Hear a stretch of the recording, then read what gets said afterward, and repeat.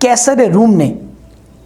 کیا کیا کہ ایک کرائے کا قاتل منگایا اور اس کو مدینہ شریف روانہ کیا، اس لیے تاکہ وہ حضرت عمر رضی اللہ تعالیٰ عنہ کو چھپ کر معاذ اللہ شہید کر دے۔ جب اس کرائے کے قاتل جو ہے وہ مدینہ پہنچا، لوگوں سے پوچھا کہ آپ کے امیر المومنین کہاں بیٹھتے ہیں، میں کوئی فریاد لے کر آیا ہوں، ان سے ملنا چاہتا ہوں۔ تو بعض لوگوں نے کہا کہ وہ فلاں باغ میں چلے جاؤ، وہاں پر آپ بکریاں چرا رہے ہوں گے۔ تو اب وہ حیرت میں پڑ گیا کہ مسلمانوں کا بادشاہ اور بکریاں چرا رہا ہوگا۔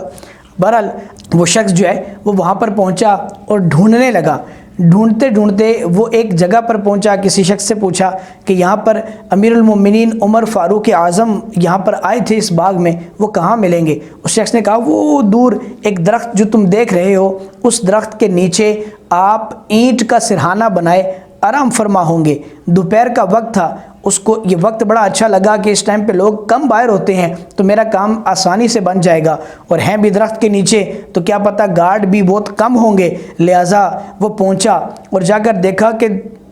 درخت کے نیچے اینٹ کا سرہانہ بنائے جو شخص سو رہا تھا وہ بالکل اکیلا تھا، اس کے ساتھ کوئی گارڈ نہیں تھا۔ وہ شخص جو ہے وہ جیسے ہی آپ پر وار کرنے لگا تو آپ کے سوتے چہرے کی طرف جب اس نے دیکھا، وہ سادگی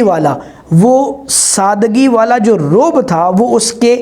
اوپر اس قدر طاری ہوا کہ اس کے ہاتھ میں تلوار لٹکتی رہ گئی۔ اتنے میں حضرت عمر کی آنکھ کھل گئی۔ آپ نے پوچھا ہے شخص تو کیا چاہتا ہے؟ اس نے ساری بات، سارا قصہ، سارا ماجرا آپ کے سامنے رکھ دیا کہ میں اس لیے آیا تھا۔ تو حضرت فاروق اعظم نے کہا کہ میرے ساتھ تو کوئی بھی نہیں ہے، دائیں بائیں کوئی فوج نہیں ہے، کوئی حارسین نہیں ہے، تم جو کام کرنے آئے تھے وہ پورا کرو۔ وہ ڈر کے مارے اب کیا کہتا؟ اس نے کہا کہ حضرت آپ مجھے یہ بتائیے کہ آپ کا نام لے کر میں نے کیسر اور کسریٰ کو اپنے دربار میں تھر تھر کانپتے دیکھا ہے، اور آپ کی سادہ شخصیت ایسی کہ آپ جناب ایک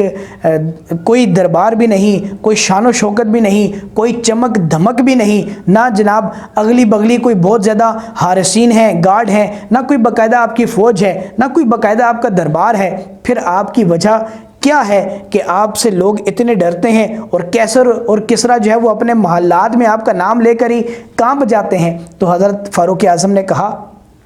کہ ہمارے جو رعب کی وجہ ہے، جو ہمارے دبدبے کی وجہ ہے، جو ہم سے لوگ اتنا ڈرتے ہیں، اس کی وجہ یہ نہیں کہ ہماری ظاہری شان و شوکت بہت ہے، بلکہ ہم جو ہے وہ محبوب کریم علیہ الصلوۃ والسلام کی سنتوں پر عمل کرتے ہیں، ان کے پیچھے چلتے ہیں، ان کے بتائے ہوئے تمام طریقوں کو اپناتے ہیں، اس لیے لوگ ہم سے ڈرتے ہیں، چونکہ ہم دین پر صحیح طریقے سے عمل کرتے ہیں۔ تو دین پر عمل کرنے کا نتیجہ یہ ہے، اس سادگی میں بھی اس قدر رعب ہے کہ اللہ تبارک و تعالیٰ نے ہمارا جو خوف ہے وہ دشمنوں کے دل میں طاری کر دیا ہے۔ حضرت عمر فاروق اعظم کی سادگی تھی، اس قدر سادگی تھی کہ اس سادگی کا بھی اپنا ایک حسن تھا۔